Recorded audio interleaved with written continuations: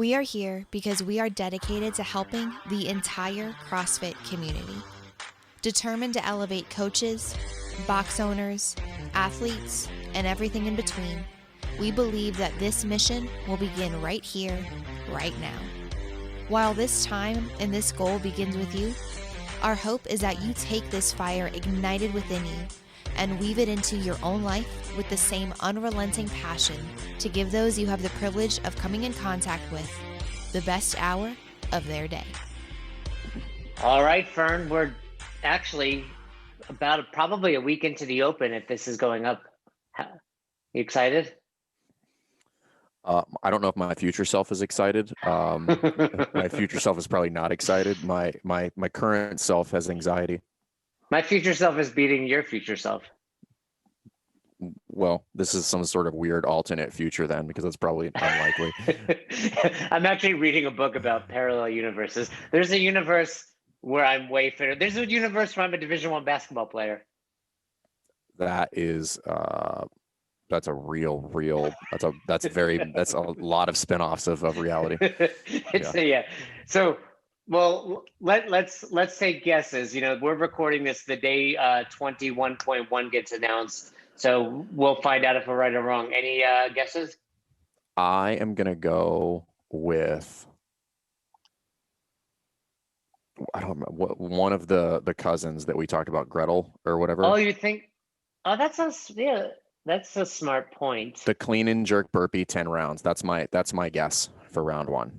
Okay, that's not too different than the snatch burpee from, I think, what was it, 19 now? But it was actually, there was no Open technically in 20, right? Well, but there was like a 21 down to 3 though, wasn't it? No, that 95? one was like, I want to say 10 rounds of like 8 snatches, 10 burpee over the bar or something. I think we're going to see that one again. I don't remember that. I think they're going to sprinkle in one of those workouts though. I agree with you. I think I hope so, because I love when .com is very obvious. Like, hey, dummies, if you were following .com, you'd be well prepared for the Open, right, the games, etc. So and every year, everybody's like, damn. So you're going paid attention. You're going clean and jerk burpee. I'm going snatch burpee. Okay.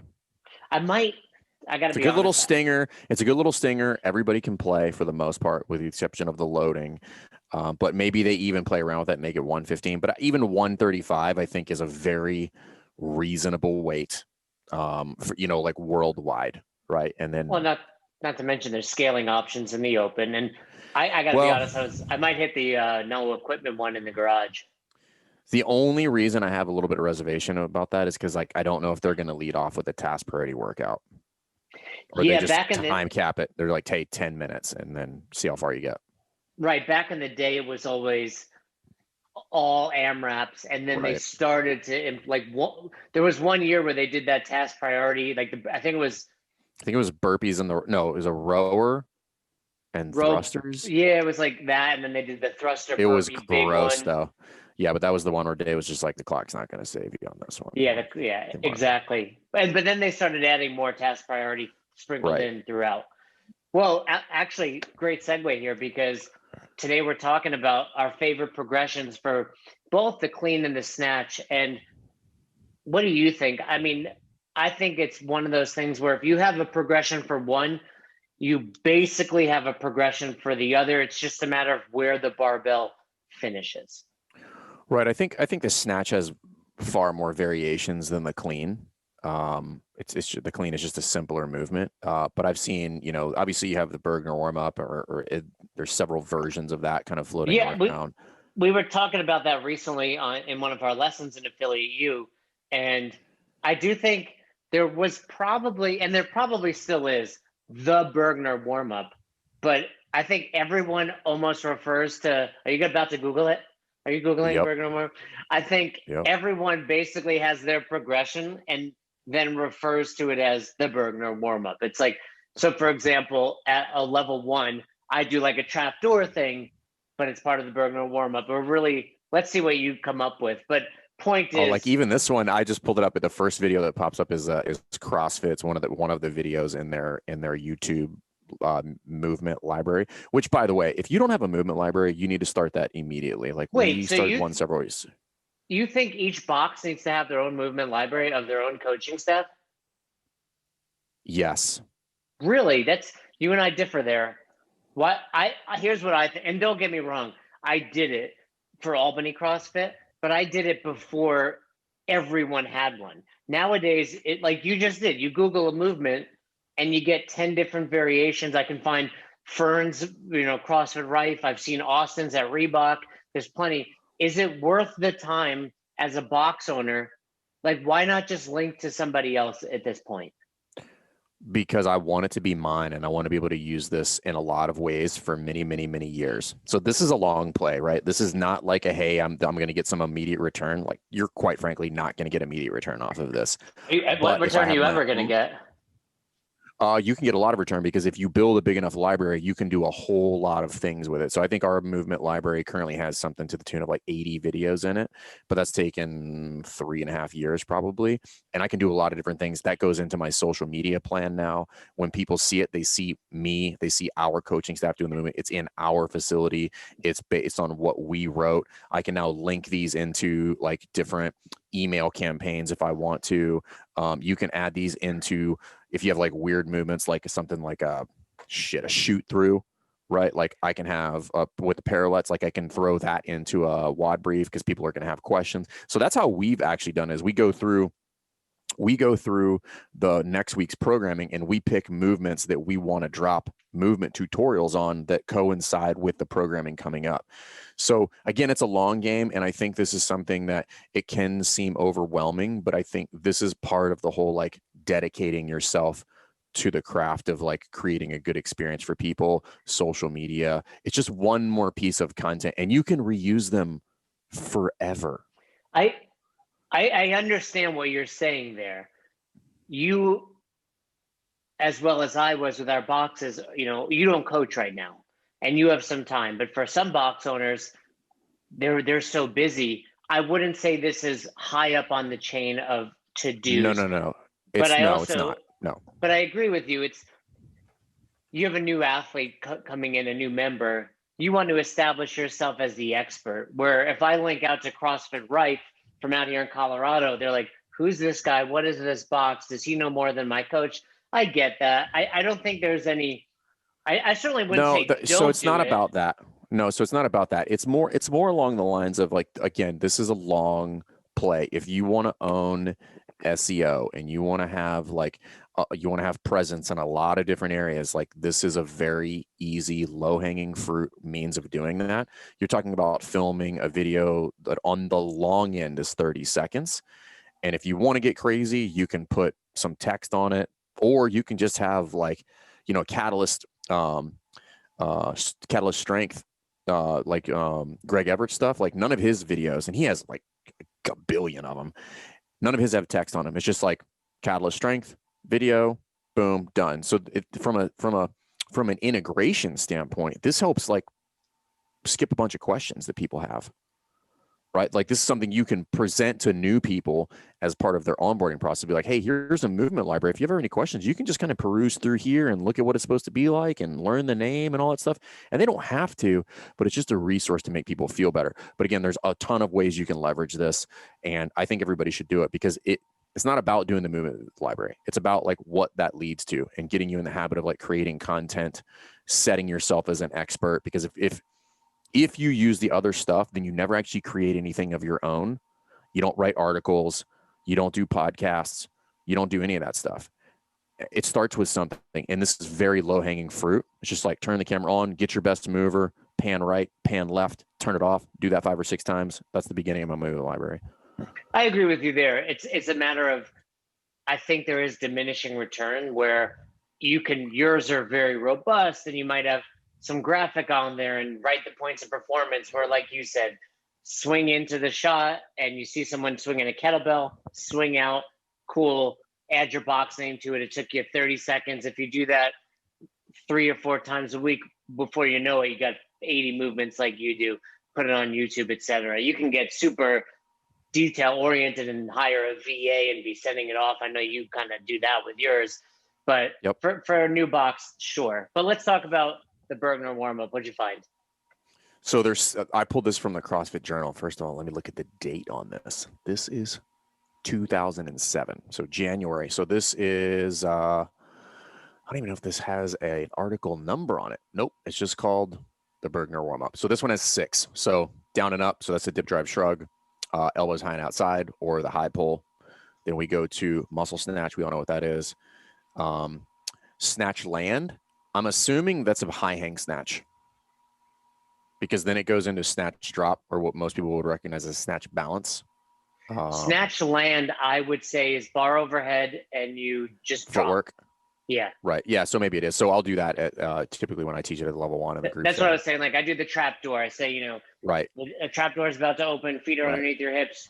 And then I, talk about like bastardizing the Bergner warm up. I'll do like drop to a quarter, stand up, drop to a half, stand up, and then ultimately that's not, but that's not necessarily bastardizing that, because like back in the day, he used to teach it like that.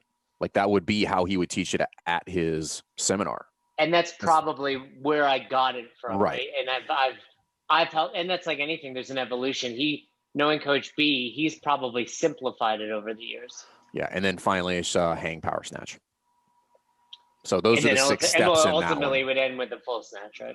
Yeah. I mean, if you were full snatching, right, it might just be a hang snatch or a power snatch. What do you tell people? Snatch, back in the day, snatch and clean implied get below parallel. That is still the implication. Yeah, but most people be like, hey, full snatch? And I'd be like, I said snatch. Do you ever have that question come up? I don't, because I know how to give a well-versed whiteboard brief, and I know how to avoid that question. Somebody like you who's washed up and doesn't really coach that much anymore, and is your skills have atrophied. I'm on paternity leave. You still probably do get those questions. So yeah, with regard to that, if you want to avoid those questions, just tell people that in the brief. So if it's Amanda and you're like, hey guys, we're gonna go 975 snatch muscle up, and just immediately after that be like, when we say snatch, guys, this is an implied squat snatch. We're gonna go below parallel. If for any reason we can't, and I don't mean you don't like to, I mean like you're physically incapable, then we'll turn it to a power snatch. No squat required. Done. But question avoided. CrossFit did mess that up, because you and I know clean and snatch always implies below parallel, but then you have a workout like Grace that says clean and jerk, and you can power clean it. Well, I guess it depends, right? So like if we were going to go to a competition and you were going to do a weightlifting meet and you just jammed it, like squat is not required. It's just the most efficient way to lift the most weight. But if you power snatched 150 kilos and that's the most anybody bit, well then you win, my friend. But that's the rules of that. Or if you split snatched, right? Sure. By the way, that's not below parallel. Fern just demonstrated a split snatch. I did. It was beautiful. It was solid. No, but is that like when you lean to the left or move your hands to the left when you're playing video games? Is that's going to move your guy faster, or you turn your car faster? It's exactly, your avatar just did a split snatch. Right. So, but my point is, we grew up in an era where, hey, snatch meant get your butt below parallel, but then CrossFit would put up Isabel that says 30 snatches per time, but it's okay if you don't get below parallel. I'm just saying, there's a little bit of hypocrisy or something there. No, I just think it was like, I don't think anybody knew that was going to be an issue when they did it, because it wasn't about going below parallel. It was just like get the thing overhead. And again, snatch when implied. Here's what I actually think that the implication that a squat is actually what threw this for a loop. Right, because if you're talking about if we're talking about Olympic weightlifting, that is based on the premise that like you were going to compete in Olympic weightlifting. Squatting was not required. It still is not required. No, but no one that's worth their weight in whatever the expression is. Salt? Not is now. Salt? Right. And that's a problem, right? If we say this often, like if you can power clean or you can power snatch more than you can squat snatch or squat clean, you have a deficiency. And I know there are people listening to this that are like, I feel offended right now, but it's true. You should feel offended. Yeah. I mean, I can power clean like maybe 200, but I can squat clean like 240. And I'm not here to brag. I know that's great, But my point is, that's nothing to brag about, so it's fine. I saw a girl on Instagram squat cleaning like an 18-year-old, way more than me. But the point is, I was just watching. Who did I just watch? I just watched a 22-year-old. She trains here like pretty regular, but I cannot. I'm like blanking on her name. trains But at she your made the Olympic box. team, but just occasionally on the weightlifting side. She Yeah. Meredith. Oh, Meredith Allwine. She jerked from the blocks 325. I think it was From the 325. blocks, no big deal. I mean, come on. Your spine would break if you unracked 325. Oh yeah, I don't know if I could squat that right now. So, but you know, the point being, yeah, if, you know, and that's where this progression comes into play. Everybody, you know, that struggles to clean more than they can power, or they don't sit here and grab PVC or grab an empty bar and do things like a tall clean. I think that's one of the best drills you can do, just standing up tall and get yourself under the bar. But let's talk about that progression, because a lot of steps in any good progression should also be valuable teaching tools and places to send people. So in other words, if you're working the Bergner warm-up and you're doing the snatch balance, like you said, and like we talk about, it's like a bus stop. There should be stops along the way that you can be like, hey, Fern, this is the drill I need you to work on. You know, hey, Susie, right. Well, you know, this is the drill. They're basically glorified, you know, a progression is teaching components, and the teaching components are drills. Right. Yeah. I mean, that is what progressions are for. Progressions are basically they're twofold, essentially, in my mind, at their most baseline level. One is to limit the number of things I have to see from a coaching standpoint. If I can break this complex movement down into pieces, it makes it easier for me to identify something that is likely to go wrong. The other thing is it takes something complex to digest for the athlete and puts it in simpler pieces. That's why we use that's what we tell people, you know, with regard to the push jerk. I'm like, if you use the progression, the level one seminar for the push jerk, you can teach anybody to do something that resembles a push jerk inside of 10 minutes. Anybody, assuming they have like the physical capability to hold a broomstick or a PVC pipe. Somewhere along the way, though, people get this like misconception that like, oh, the level one progression for the jerk, or even the snatch or the sumo della pull, it's the novice, it's the beginner, it's the easy one. But it's not. It's just that I think people start to think, okay, I need to make this more complicated, when in fact, no, the simplicity of it is exactly why it's so phenomenal. Hey, most of the athletes you coach, whether it's the clean, the snatch, or the jerk, they're going to struggle in one very big area, and that's hip extension. And almost nobody does that shit right. Right, and all three of those progressions, you know, granted, you can create your own for the cleaner snatch, but if you look at the Bergner warm-up, or you look at the level one progression for the push jerk, both start off with hip extension. The deadlift shrug is hip extension into a shrug. So there's a quarter extremity piece there as well. Right. But the jump on the push jerk is almost exclusively hip extension. Yeah, that's all it's for. It's just to teach people to drive through the bar. It also, I think we talked about this on a previous episode not too long ago. It also teaches people to do it correctly, which like whether you're doing a snap, you could do the same drill for a clean, and you could introduce the jump and land for a clean, because people do that incorrectly as well. And the hip extension functionality for a lot of people's clean is more akin to a kettlebell swing, which is incorrect, than it is to a jump, which is like with regard to where the knees go. And so the jumping and landing is at its core all weightlifting really is. It's just receiving the load after you jump and land is where like it becomes fucking hard, right? It's just like, this is heavy, or I can't get into that position. Yeah, we can get super nerdy and say it's universal motor recruitment pattern, right? If you eliminated the barbell from the snatch, the clean, and the jerk, and simply looked at the people's body positions, all three movements would have tremendous overlap in their torso position and their hips, etc. It would just be like you said. Where's your hands? That's it. Yeah, where do your hands go? Do they, you know, two of them they finish overhead, one in a shoulder distance grip and one wide, and then one it finishes with the bar in the rack position. But, you know, and what we're really saying is, as you develop as a coach, and this is exactly why people ask, well, why the 9 foundational movements are, is a push-up not in, is a snatch, is a clean, etc. Because the 9 foundational movements translate to everything else. And if you're coaching and you aren't a master of those, master the basics, the more complex, the snatch and the clean and the Olympic lifts become a lot more simpler and easier for you to coach. Yeah. So with regard to the progressions, like I'm a fan of the Bergner progression. However, there's been some modifications.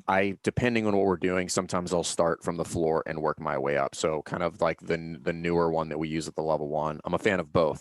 And where I would go with that is like, it shouldn't matter. Like you should be familiar with both and use them both interchangeably, depending on what you got going on. If it's a hang snatch, the Bergner warm-up is probably a better option because you're going to do almost all of that from the hang. If it's a power snatch or something from the floor, maybe you do start from the floor and then work your way up and go deadlift to mid-thigh, deadlift shrug, and then you go high pull, and then you go muscle snatch, and then you drop back down to the high hip position or to the hip position and do some sort of hang snatch from there.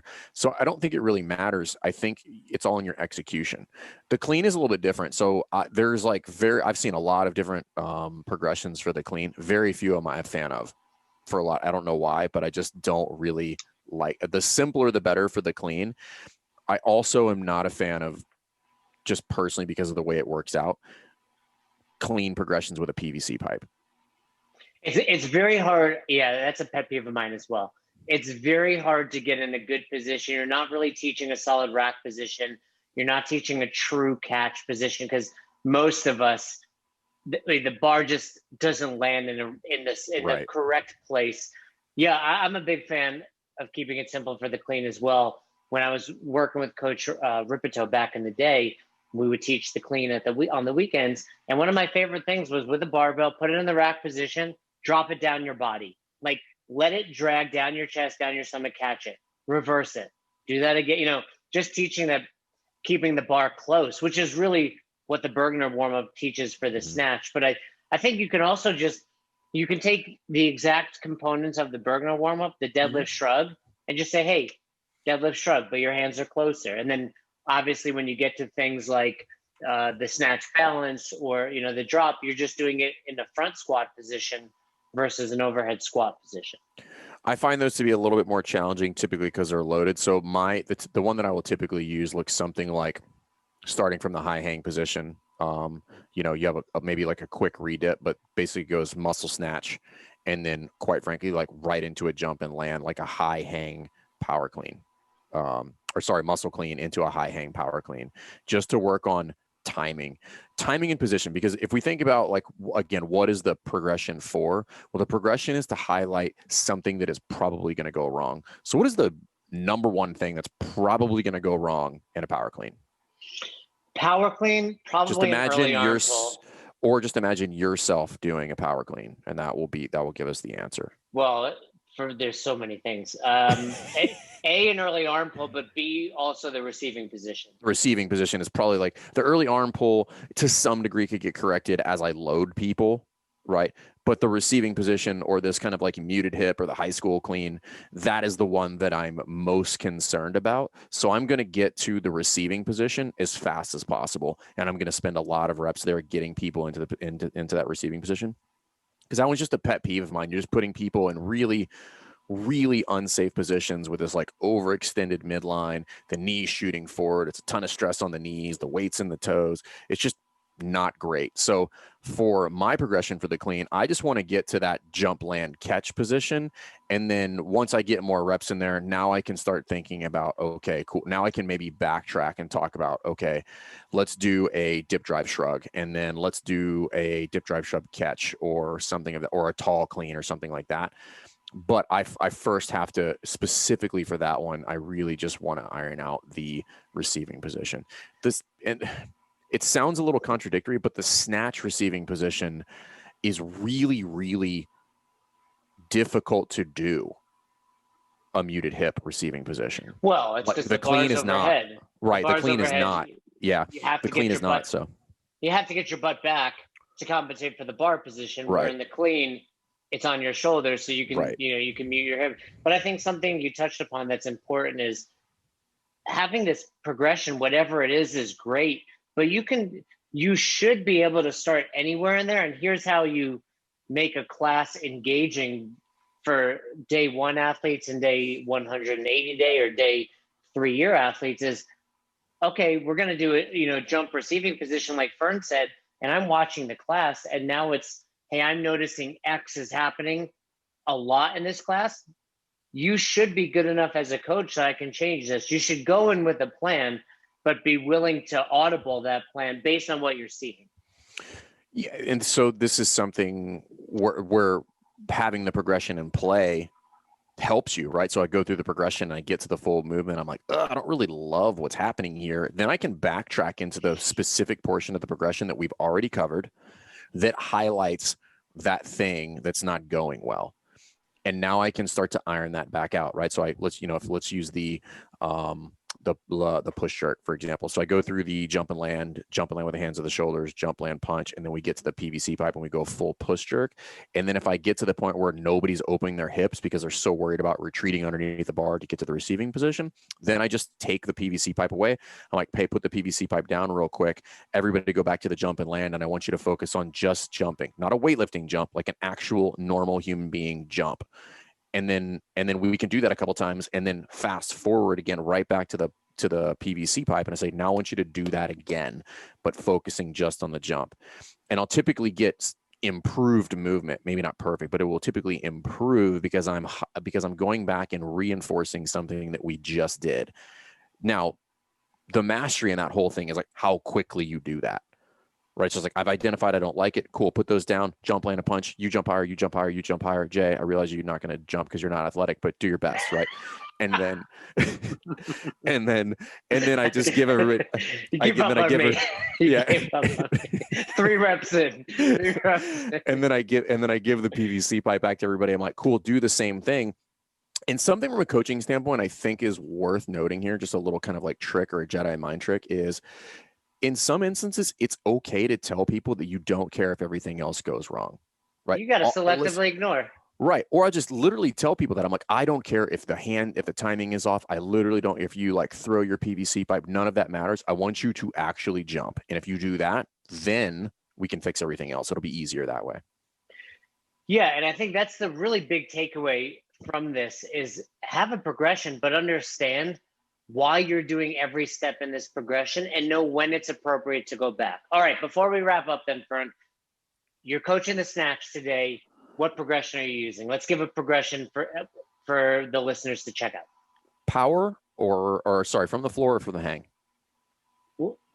Let's go. You go from the floor.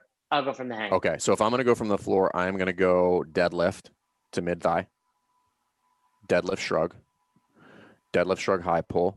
I'm taking this direct, just so everybody knows I didn't make this up. I'm taking this directly out of the level 1 manual. Deadlift shrug, high pull, muscle snatch. What I will add in there is the snatch drop that we talked about earlier, bars overhead, footwork drill, and then we'll go overhead squat, and then we will go back down to the high hang for a high hang power snatch, and then we'll go back down to the knee for a mid thigh power snatch, and then from there I'm probably going to transition into a squat. Yeah, and really, I mean, if you're talking about from the hang, you're just removing the deadlift shrug and maybe going from the hang instead. But really, if you listen to what Fern did, it worked his way up, keeping that, and really on the way up, we're talking about position, keeping that bar close. Then we're dropping a couple times and working on foot position. And Coach B likes to say, 90% of missed lifts are because of foot position, and then tying it together, bar path, foot position, meld them together. And really for the clean, I would do the same. We would just take your hands a little closer. We teach the hook grip. I like to say there's 2 types of people in this world, those that hook grip and those that don't want to be strong. So get your athletes to hook grip. And then it's the same thing. Hey, deadlift shrug with a clean grip, deadlift shrug, high pull. Then instead of the snatch balance pieces, I'd probably put the bar on the shoulders in the front rack, maybe do a few elbow punches or whatever you want to call those, and work on that front squat and then tie it all together. So there's really no perfect progression, but there is a perfect plan. And as long as you're showing up with a plan, and here's the key for both of these, know what you're looking for in each step. That's I mean, that's really the key for so much in coaching. But don't be a coach that's like deadlift shrug, and just walking around yelling go go go. Yeah, deadlift shrug. I'm like, what are you looking for? And you're like, I'm looking for their straight arms. And I'm like, probably not in the deadlift shrug portion. Maybe like you might be, but I'm more looking for like hips than shoulders. Yeah, core to with straight extremity. arms, right? Exactly. So have a plan. Write it down. Don't say neutral cervical spine in that. You got to have a neutral cervical spine.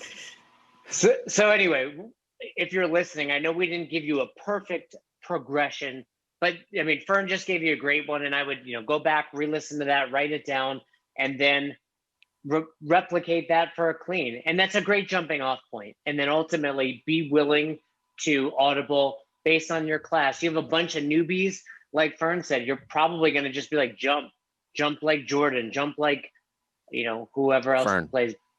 Yeah. I was going to say whoever else plays basketball these days. But anyway, oh, by the way, Fern, before we wrap up, I loved the post in affiliate U. What was his name? Wally Pip? Wally Pip, bro. You know about Wally Pip? That was great. Here is everybody's got homework. You need to Google who Wally Pip is. There is a significant learning opportunity when you read about, and for anybody who's a baseball fan, you probably know this. That's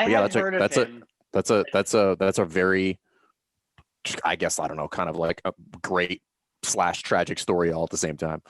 Yeah, it's equally, but it's Google Wally Pip and apply that to your life. And I think that's probably the best lesson we've given today. So check that out.